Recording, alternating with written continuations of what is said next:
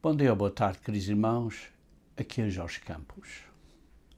Para muitos irmãos na Igreja, este ano tem sido um período pré-Páscoa extremamente difícil. Muitas dificuldades, muitos desafios e, na realidade, de ano a ano, parece ser pior e mais difícil. A Páscoa, queridos irmãos, certamente é um período muito solene. E hoje, queridos irmãos, eu quero pensar um pouco, quero refletir um pouco no sofrimento simbolizado pelo pão e na morte simbolizado pelo cálice de vinho de Jesus Cristo. E realmente é um período solene, o sofrimento e a morte de Jesus Cristo. Mas eu quero concluir mostrando um ponto importante e encorajador, porque a Páscoa também é um período encorajador, pois é o simbolismo, é o tempo, é a ocasião em que Cristo venceu sobre o pecado e a morte para nós. Para nós. E por isso a Páscoa é também um período muito encorajador de vitória. Sabemos, irmãos, que as dificuldades e os desafios estão a crescer. Satanás está mais e mais irado com a Igreja e com os irmãos e com o mundo, pois ele sabe que o tempo dele está ficando de dia a dia mais e mais curto, em que ele vai perder o seu reinado de ser o rei, o Deus deste mundo. E por isso, vejamos, irmãos, que estamos à beira de uma catástrofe enorme, nacional e internacional, no seu país e em todo o mundo.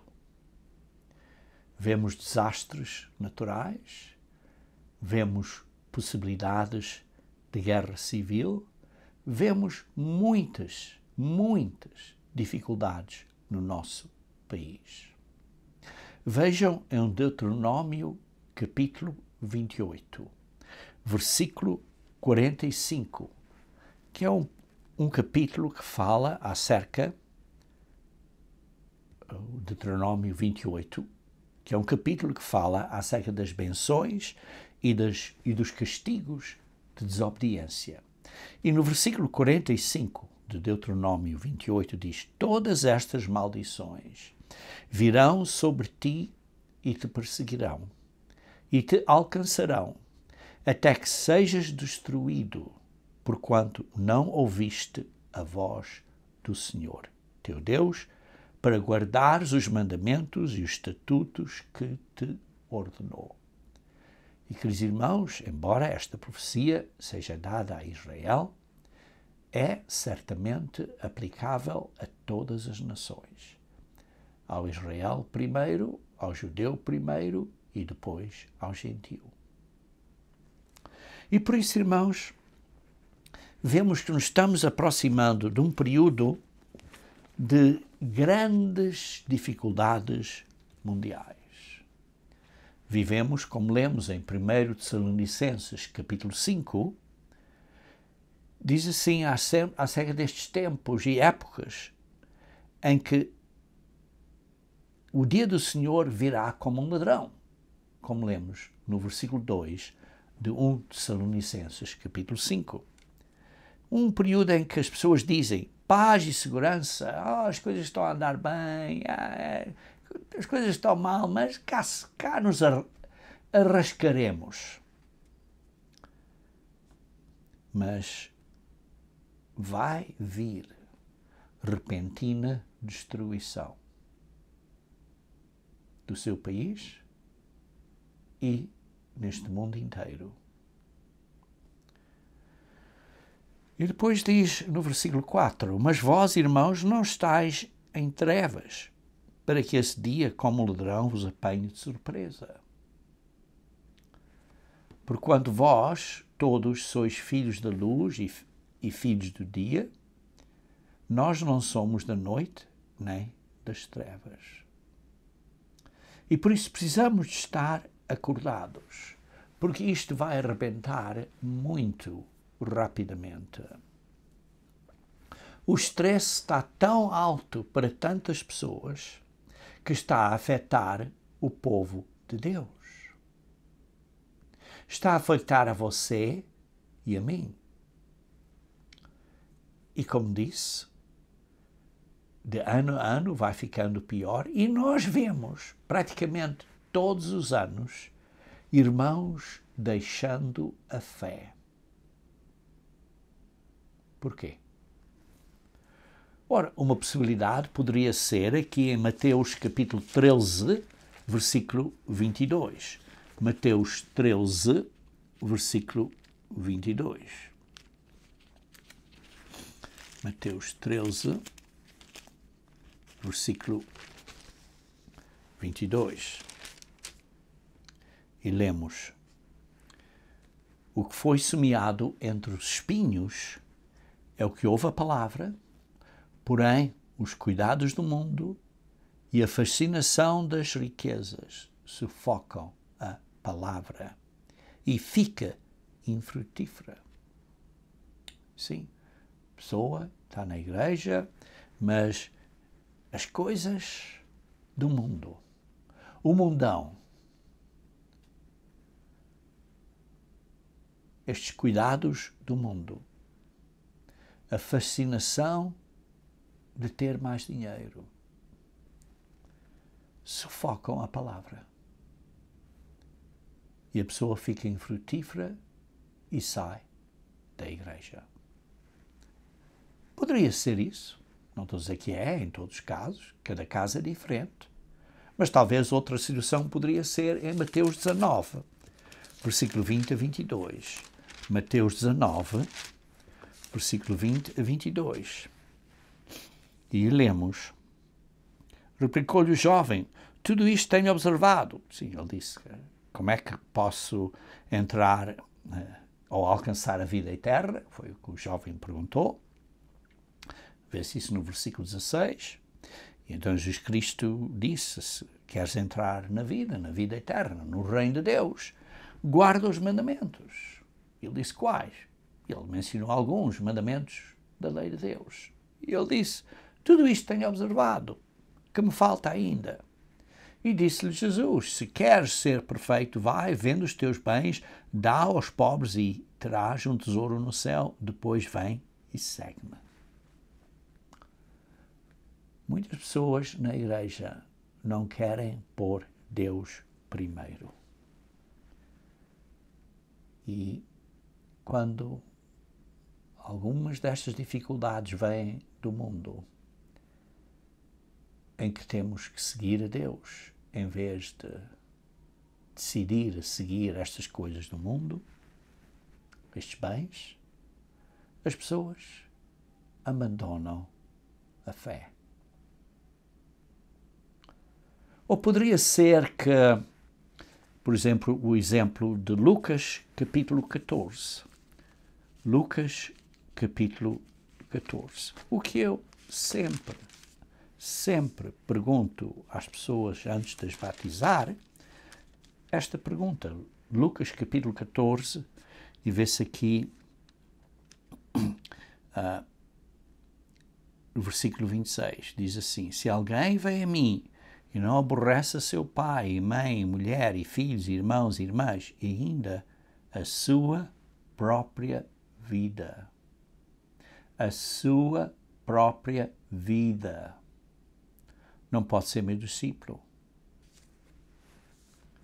Irmãos, estamos a calcular a despesa, como lê-se no versículo 28, estamos a calcular o custo do caminho de Deus, Oh, estas coisas, estas escrituras são tão interessantes. E torna-se uma coisa intelectual, em vez de um caminho da vida. Um caminho da vida. Então, é que Jesus Cristo disse, você tem que aborrecer a sua própria vida. Será esse o problema? Que não calculou a despesa? E quando as coisas se tornaram difíceis, ou se tornam difíceis, depois do batismo, a pessoa desiste. Porque, irmãos, se você está realmente a seguir o caminho que é apertado, o caminho que é difícil, as coisas vão ser difíceis. Se você está a seguir um caminho, mas as coisas, aquilo é fácil, talvez, irmão, você não esteja a seguir o caminho correto. Pense bem nisso. Pense bem nisso. Ou talvez o problema seja de Mateus 24, capítulo 12. Mateus 24, capítulo 12. Porque há tanta maldade e tanta corrupção à nossa volta que diz no versículo 12, e por se multiplicar a iniquidade, a corrupção, a maldade, as coisas, o amor se esfria de quase todos.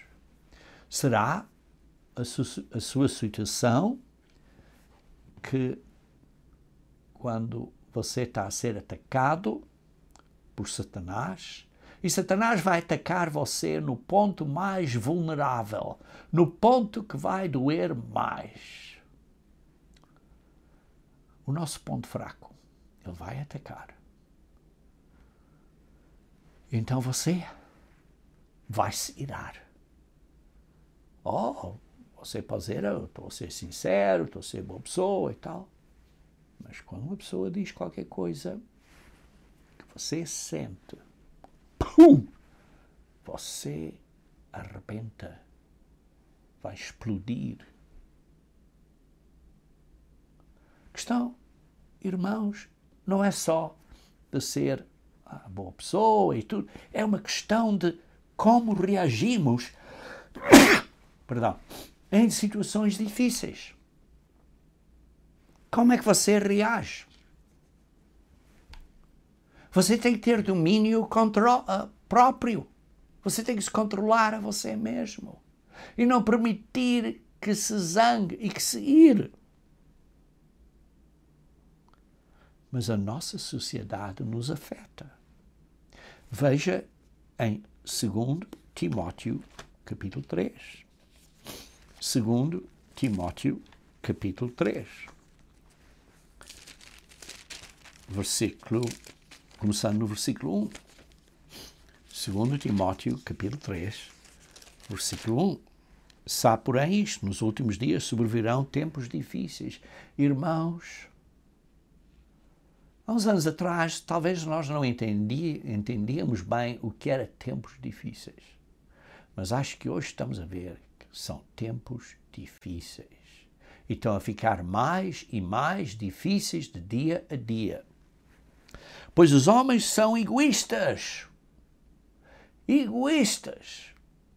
narcisistas, como dizem, avarentos, jactanciosos, arrogantes, blasfemadores, desobedientes aos pais, ingratos, irreverentes, desafeiçoados, implacáveis, caluniadores, sem domínio de si, cruéis, inimigos do bem, traidores, atrevidos, enfatuados, mais amigos dos prazeres que os amigos de Deus. Irmãos, cuidado. Vocês sabem a maçã que está podre e tem as outras maçãs ao lado. Essa maçã podre vai afetar as outras. Temos de tirar essa podre. Irmãos, o mundo à nossa volta está podre. e vai afetar a você. Você pode dizer, olha, eu sou obediente aos pais. Mas você diz que não ama o seu pai ou a sua mãe? Porque ele ou ela me tratou mal. Temos que honrar o pai. Não é só fazer coisas pelo pai e pela mãe. Sim, temos que fazer. Mas diz, honra o teu pai e a tua mãe. E principalmente quando estão idosos, as coisas tornam-se muito difíceis. Eu sei, quando a minha mãe teve demência, já com uma boa idade, foi muito difícil. Muito, muito difícil. Queridos irmãos, e vemos aqui que as pessoas na igreja são afetadas por esta sociedade. Cuidado, irmãos. Porque diz assim no versículo 5, tendo forma de piedade. Você tem forma de piedade? Você, eu sou um cristão, eu sou religioso, eu sou um cristão, eu sei a verdade, eu estou no caminho. Se você tem uma forma de piedade, é o seu caso? Negando, entretanto, o poder. O que é que isso quer dizer? Negando, entretanto, o poder. Sim, o que é que isso quer dizer? Queridos irmãos, uma forma de piedade é saber a Bíblia, saber estas palavras gregas e pôr-se assim, olha, isto quer dizer isto e tal, estas ideias e coisas. Mas, quer dizer, que você é muito tem grande sabedoria, grande conhecimento da palavra de Deus.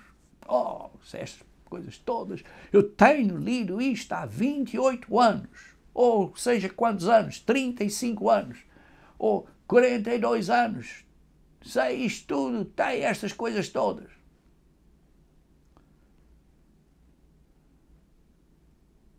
Mas é um conhecimento intelectual? É o que eu chamo estes galhos técnicos, em vez de concentrarmos no tronco da árvore. Porque diz aqui que estão negando o seu poder. O que é isso? O que é o poder do caminho? É o Espírito Santo. O Espírito Santo que nos santifica. A santificação do Espírito. 1 Pedro, capítulo 1, versículo 2. 1 Pedro, capítulo 1, versículo 2. 1 Pedro, capítulo 1, versículo 2 diz: eleitos segundo a presciência do Deus Pai, em santificação do Espírito para a obediência. Irmãos, o Espírito Santo de Deus é o poder de Deus. E o poder de Deus nos guia e nos ajuda neste processo de santificação para a obediência. Se nós não estamos a ser guiados pelo Espírito Santo de Deus para obedecermos e termos cuidado com o que sai da boca e o que dizemos, nós estamos a negar o poder de Deus, o Consolador. Veja em Colossenses capítulo 3, versículo 8. Colossenses capítulo 3, versículo 8. Agora, porém, despojai-vos igualmente de tudo isto. Ira. Você tem ira? Ou não? Você é muito boa pessoa. Mas quando alguém toca na sua pele, digamos assim, ou diz qualquer coisa que você pensa que é mal, que é contra você. Não é que necessariamente tenha sido mal, mas você, por causa do seu maneira que você cresceu e seja lá o que for, você fica, é como se fosse a ser atacado. Então você fica irado. despojai-vos de tudo isto. Ira! Você fica indignado. Você está a despojar dessa indignação? Oh, mas eu normalmente não sou. Mas quando uma pessoa toca, lembre-se que Satanás vai tocar no seu ponto fraco, no seu ponto que é mais vulnerável. Então, você vai ter maldade, vai ter maldicência, vai ter linguagem obscena do seu falar. Queridos irmãos,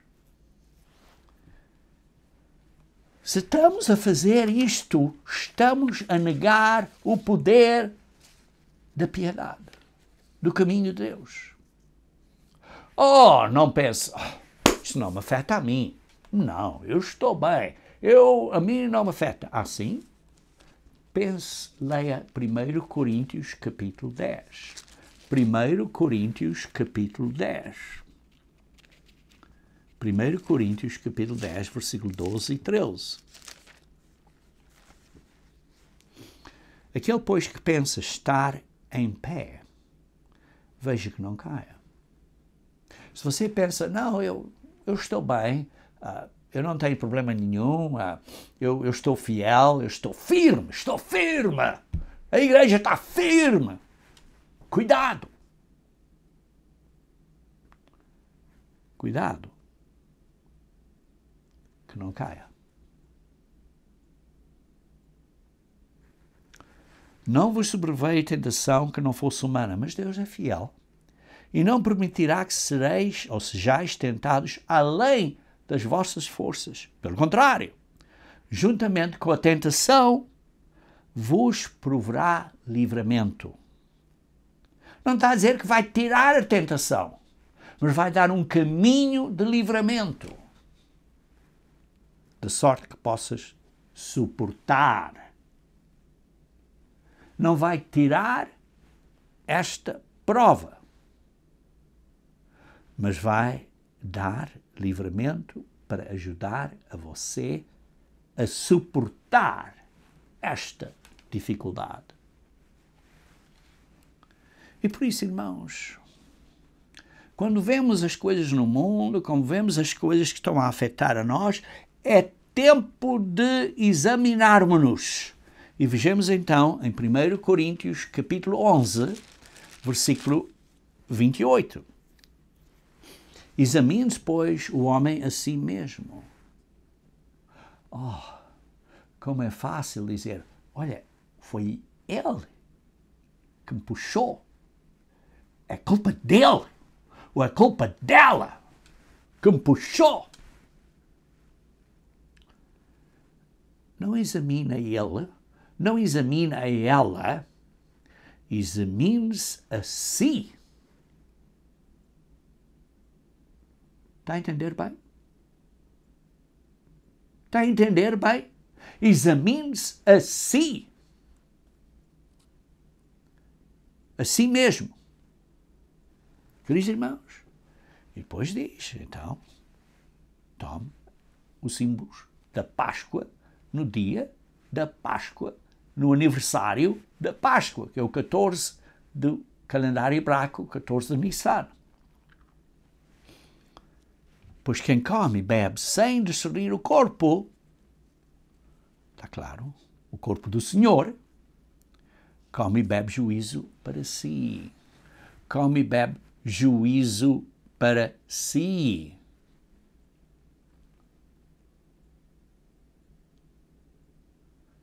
Queridos irmãos,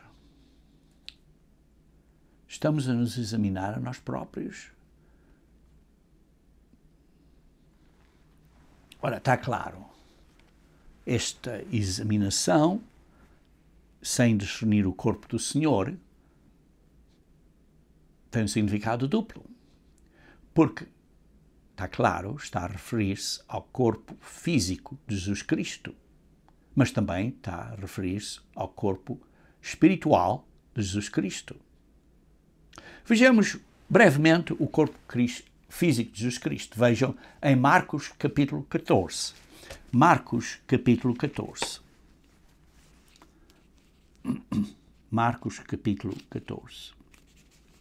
Vamos ver aqui alguns pontos. Versículo 43.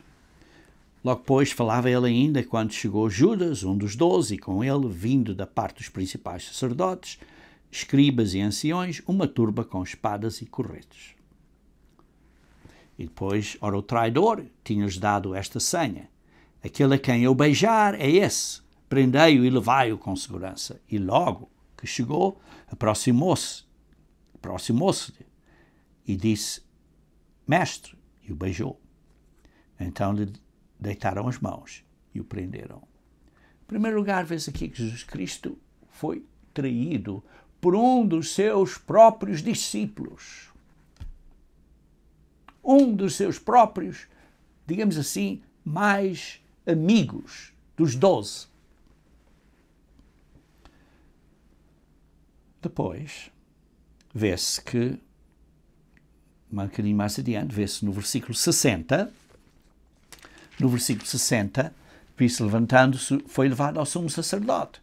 E então o sumo sacerdote perguntou: então não respondes, não tens nada a responder? E interrogou: és tu Cristo, o Filho de Deus bendito? E versículo 62, Jesus respondeu: eu sou. E vereis o Filho do Homem assentado à direita de Todo-Poderoso e vindo com as nuvens do céu.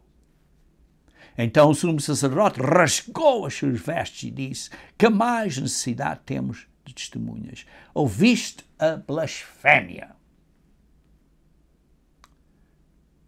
E vê-se aqui. Depois ele disse: puseram-se alguns, então, versículo 65, a cuspir. Ele foi traído, foi cuspido, a cobrir-lhe o rosto e dar-lhe murros e dizer: profetiza. Quem é que te deu bofetada agora? Queridos irmãos, vê-se aqui os problemas físicos de sofrimento que Jesus Cristo teve naquela noite que foi traído, naquela noite da Páscoa. E depois, no capítulo 15, ainda de Marcos, vê-se que ele então foi perante Pilatos. E Pilatos o interrogou, lemos no versículo 2, és tu o rei dos judeus? E Jesus respondeu: tu o dizes. Em outras palavras, sim, é correto. Então os principais sacerdotes o acusaram de muitas coisas. Tornou Pilato a interrogá-lo. Nada respondes, vês quantas acusações te fazem? Porém Jesus não respondeu. A ponto de Pilatos se admirar. E veja no versículo 10, pois ele bem percebia, Pilatos bem percebia, que por inveja os principais sacerdotes lhe o haviam entregado.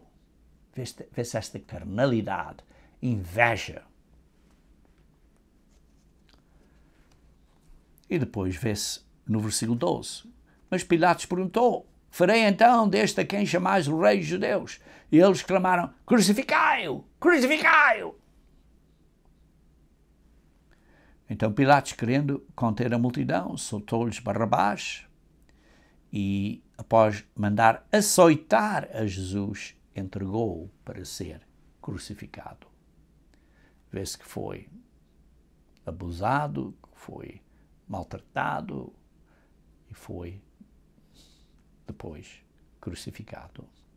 Então os soldados o levaram para dentro do palácio, que é o pretório, versículo 16, e reuniram todo o destacamento, vestiram de púrpura e teceram uma coroa de espinhos, lhe puseram na cabeça e o saudavam dizendo: salve rei dos judeus!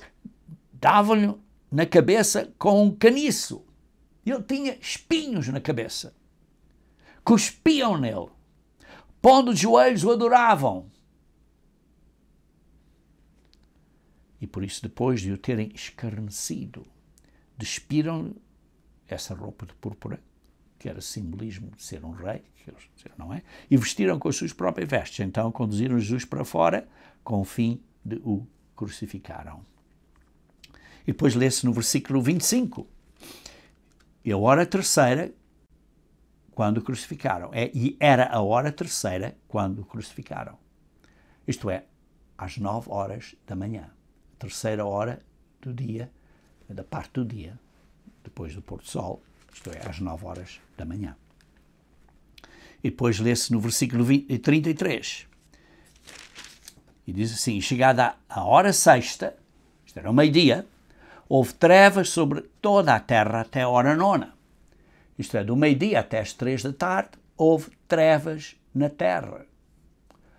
Notem que isto não foi um eclipse do sol, porque estamos aqui a ver o período do meio do mês, do dia 14, e que não é o período de lua nova, mas é o período de lua cheia. E por isso, lembrem-se que eclipses do sol só acontecem no período de lua nova. Então, isso foi um milagre. Não foi um eclipse do sol. Um milagre. Num período em que era período de lua cheia, houve um eclipse do sol. Que não foi. Houve escuridão. Não foi nenhum eclipse do sol. E por isso, então ele, à 9ª hora, isto é, às 3 da tarde, clamou em alta voz: Eloi, Eloi, lama sabachthani, que quer dizer: Deus meu, por que me desamparaste?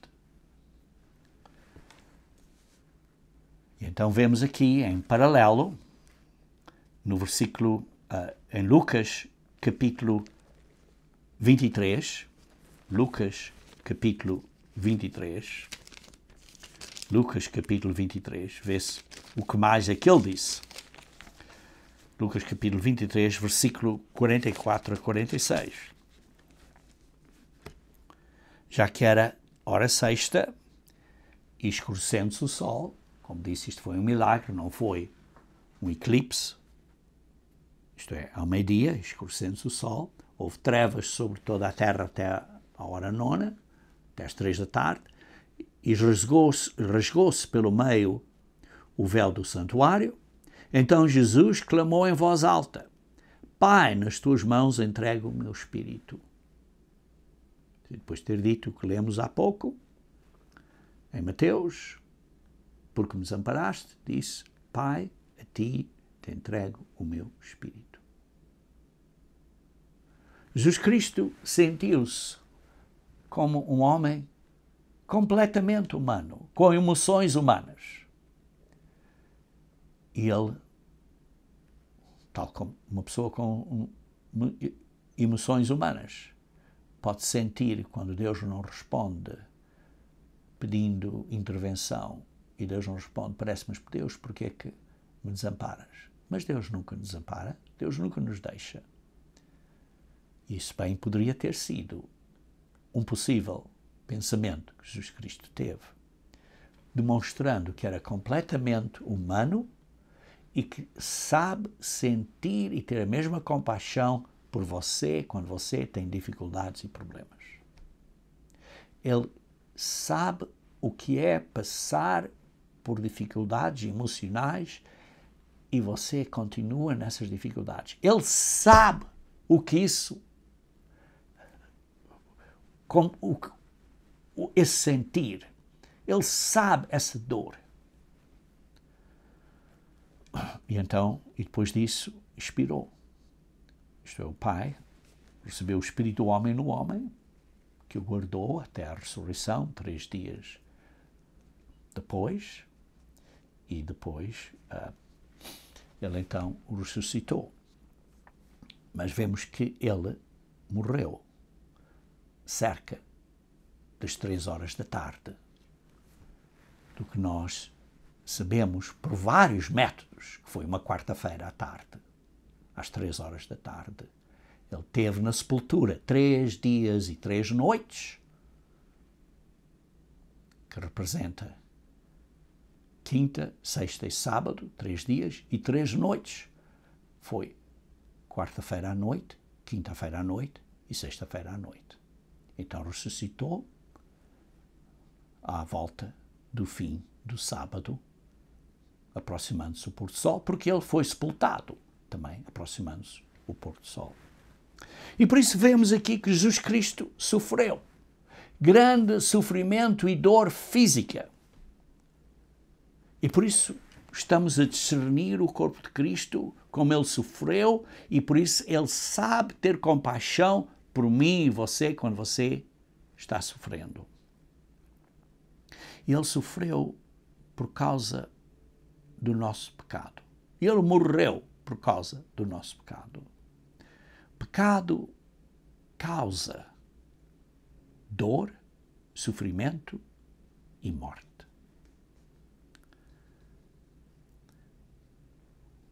Jesus Cristo sofreu isto tudo. Em Isaías 53, vemos a profecia acerca dele. Leia isso, Isaías 53, versículo 4 a 6. Veja aí, vejamos, Isaías 53, que é uma profecia acerca de Jesus Cristo, versículo 4 a 6. Certamente ele tomou sobre si as nossas enfermidades e as nossas dores. Sim, ele sofreu por nós, como nós. Levou sobre si e nós reputávamos por aflito, ferido de Deus e oprimido. Oh, Deus, se de facto é filho de Deus, saia daí. Saia daí. Ele foi traspassado pelas nossas transgressões, sofreu, foi moído pelas nossas iniquidades. O castigo que nos traz a paz estava sobre ele e pelas suas pisaduras somos sarados. Isso é um milagre. A cura dos doentes através da oração e imposição das mãos, de acordo com a vontade do Pai, quando isso é a vontade do Pai. Versículo 6. Todos nós andávamos desgarrados como ovelhas, cada um se desviava pelo caminho, mas o Senhor fez cair sobre ele a iniquidade de nós todos. E ele sofreu para nós sermos perdoados. Mas, voltando a 1 Coríntios, capítulo 11, onde estávamos há pouco, versículo 29. 1 Coríntios, capítulo 11, versículo 29. Diz assim, pois quem come e bebe sem discernir o corpo do Senhor. Sim, precisamos discernir o corpo do Senhor, o corpo físico. Mas precisamos discernir o corpo do Senhor, o corpo espiritual, que é a Igreja de Deus.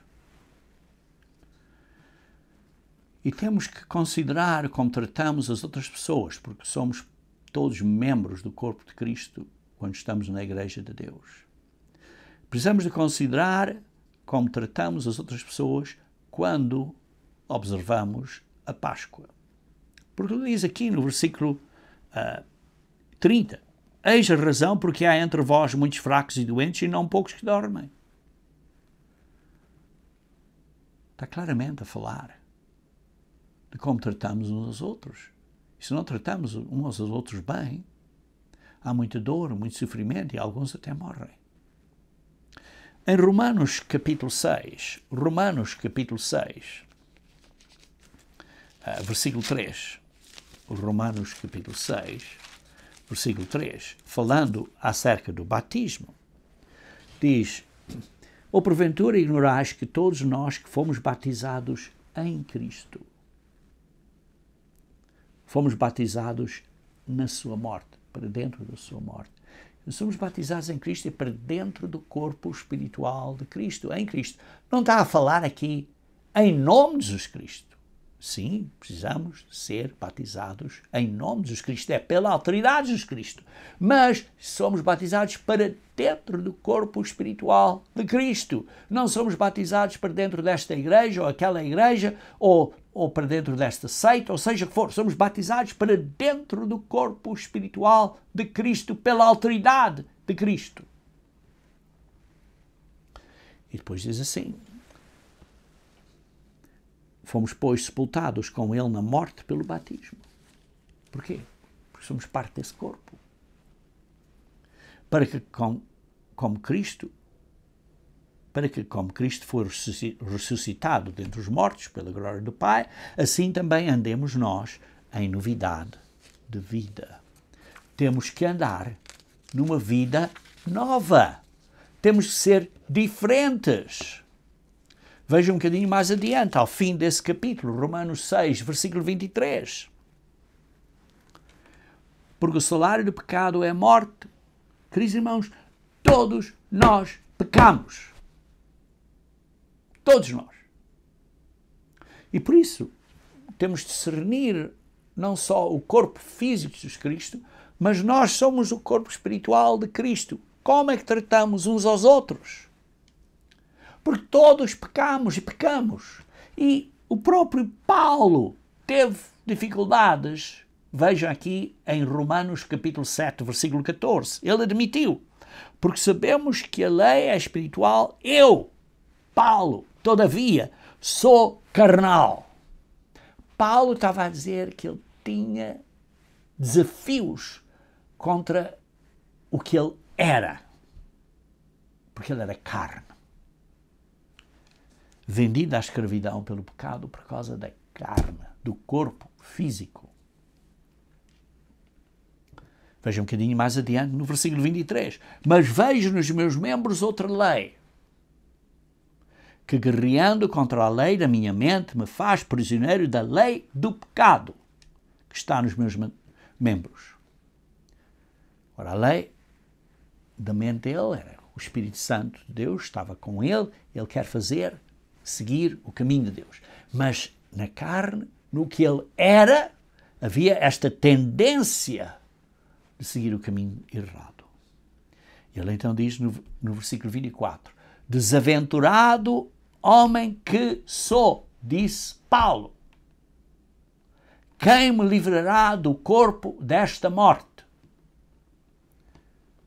Então precisamos discernir este corpo de Cristo, porque nós somos parte do corpo de Cristo e nós temos esta dificuldade.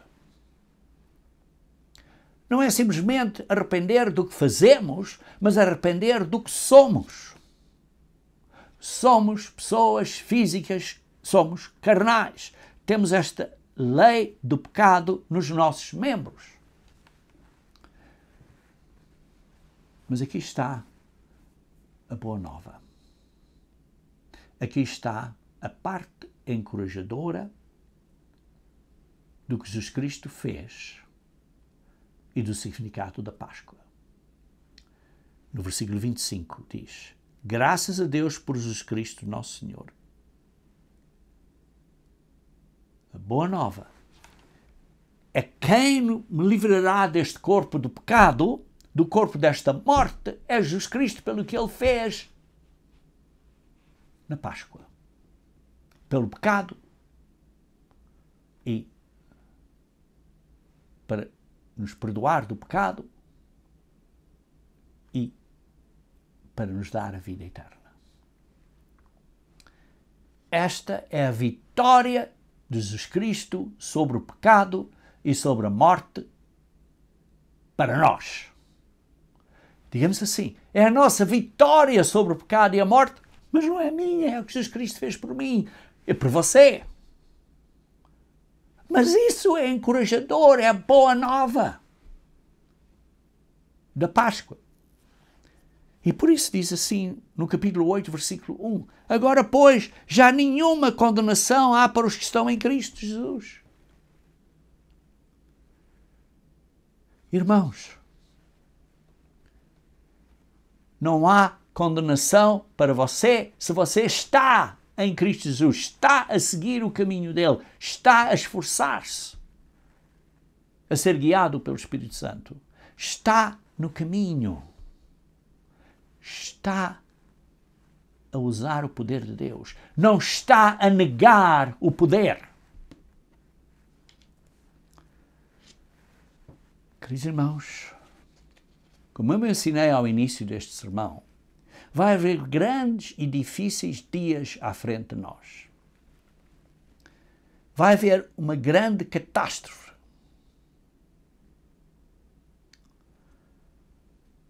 Mas, irmãos, não há condenação em nós se estamos em Cristo. Estamos a viver como Ele viveu. Estamos a pôr o novo homem na nossa vida. Veja no versículo 14 de Romanos 8. Pois todos que são guiados pelo Espírito de Deus. Você é guiado pelo Espírito de Deus?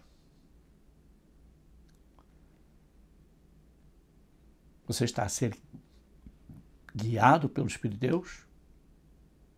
Nós temos a nossa parte a fazer, irmãos.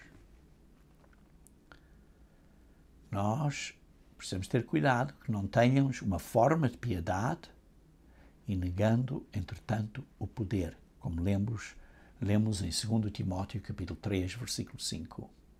Não podemos negar o poder do Espírito Santo, isto é, temos que fazer a nossa parte. Temos que nos esforçar. Então leia no versículo 15, Romanos 8. Porque não recebeste o espírito de escravidão para viveres outra vez atemorizados, mas recebeste o espírito de filiação, que acho que é uma melhor tradução, baseados no qual chamamos querido Pai, Abba Pai. O próprio Espírito testifica com o nosso Espírito, que é o Espírito do homem, no homem, é nós, que somos filhos de Deus. Ora, se somos filhos, somos também herdeiros. Herdeiros de Deus. Entendemos isso? E co-herdeiros com Cristo. Se com Ele sofremos,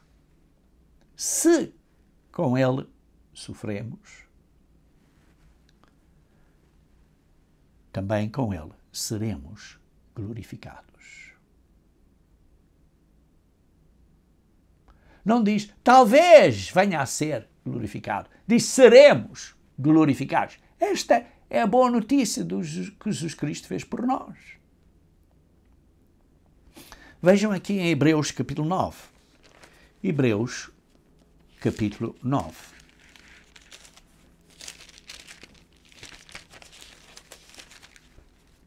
Vamos começar a ler aqui algumas partes, no versículo 26.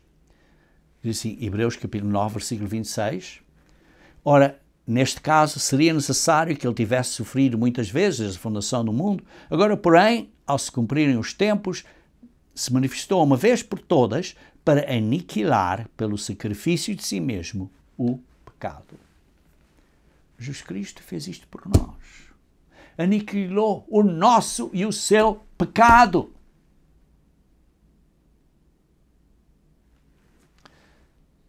Versículo 27. E assim, como aos homens está ordenado morrerem uma vez, vindo depois isso juízo, assim também,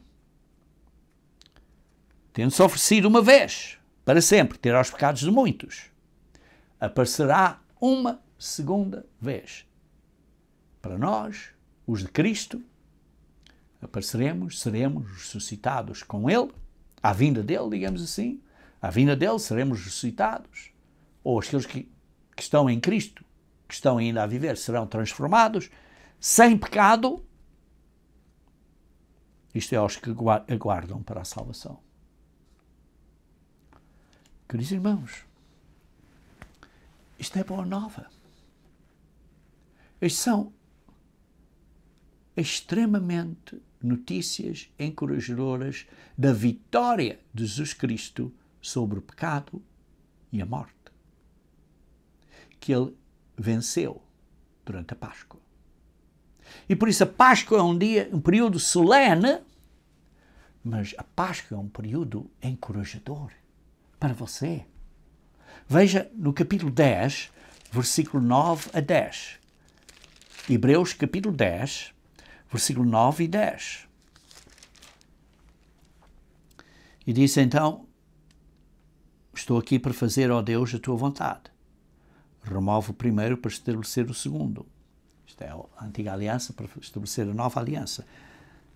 Nessa vontade é que temos sido santificados mediante a oferta do corpo de Cristo uma vez por todas. somos santificados. Passado. Temos sido. Passado. Santificados. Pela oferta do corpo de Cristo. Pelo significado da Páscoa. Isto é muito encorajador, irmãos. Uma vez por todas. E por isso, vemos aqui que a santificação é um processo. Sim, somos santificados, mas vamos ver daqui a pouco que estamos sendo santificados também. É um processo. Veja aqui, então, continuando a ler aqui, no versículo 14. Porque com uma única oferta aperfeiçoou para sempre quantos estão sendo santificados. Assim como lemos no versículo 10, diz que temos sido santificados. Sim, fomos postos à parte como membros da Igreja de Deus, no corpo espiritual de Cristo, separados do mundão, para viver um caminho diferente. Mas agora estamos a ser santificados pelo poder do Espírito Santo para a obediência, estamos a mudar, estamos a pôr o novo homem, estamos neste processo de santificação. Mas diz aqui no versículo 14 também. Com uma única oferta aperfeiçoou para sempre. Entenda? Aperfeiçoou para sempre.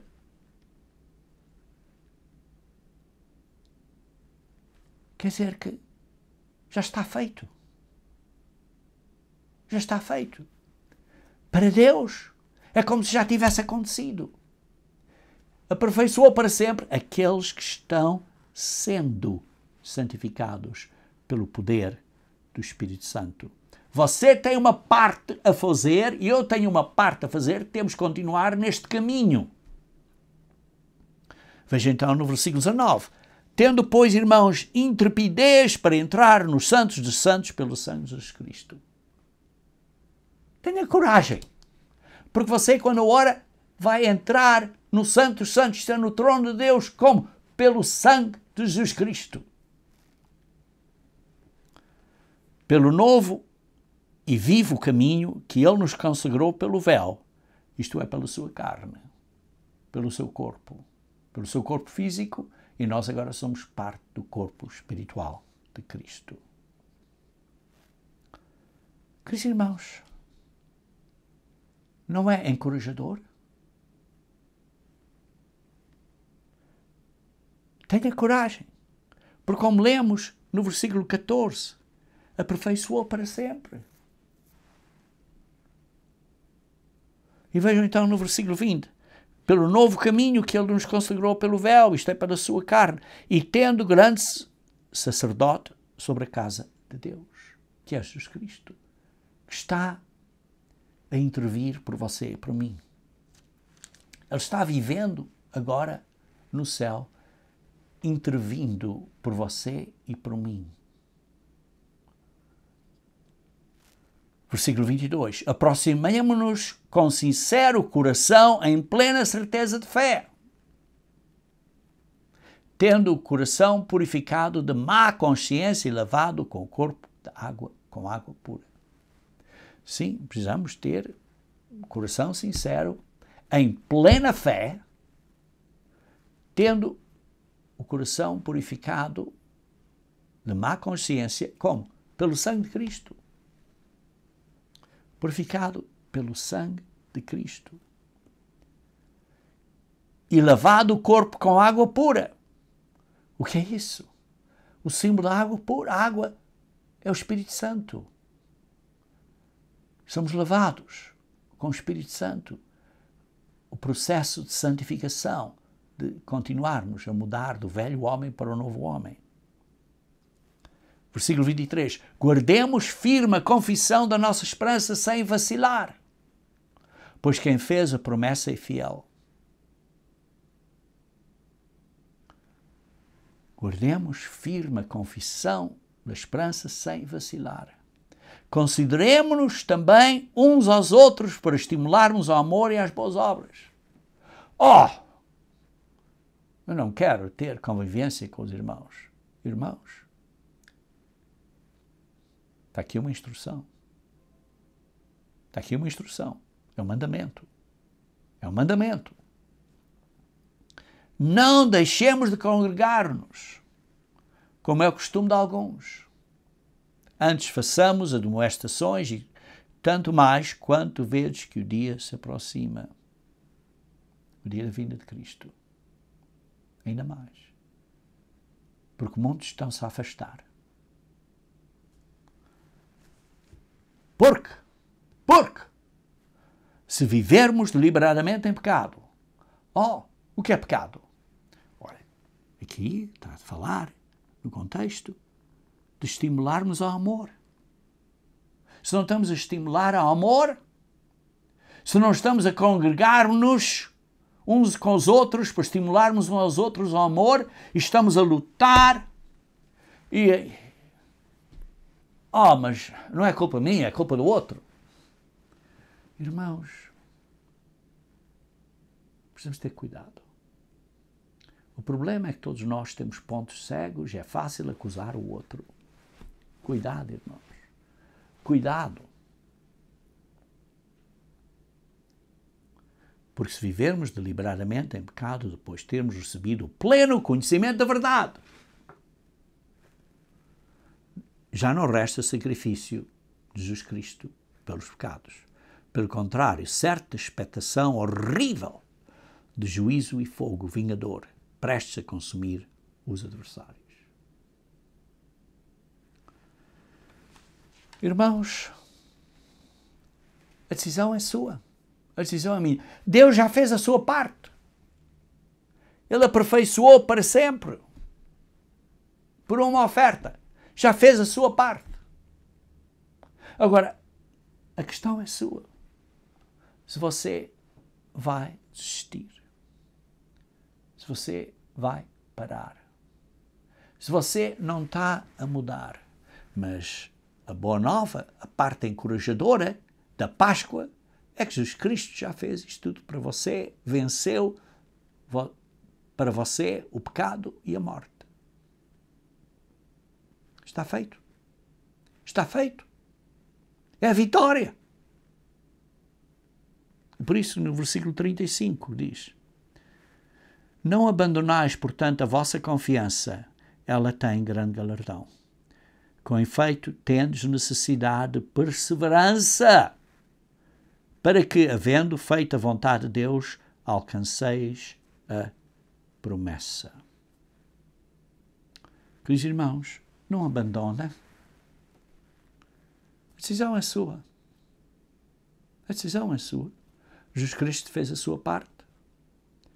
Ele fez a vitória para você sobre o pecado e a morte, mas você tem que vencer as suas fraquezas. Mas Ele promete, esteja confiança, Ele vai ajudar você. Nos dá esta água, como diz aqui, água pura, lavando o corpo. E Ele nos limpa de má consciência com o sangue de Cristo, como lemos no versículo 22 de Hebreus 10. Irmãos, você e eu somos vitoriosos contra o pecado e contra a morte pelo que Jesus Cristo fez. Esta é a boa nova da Páscoa.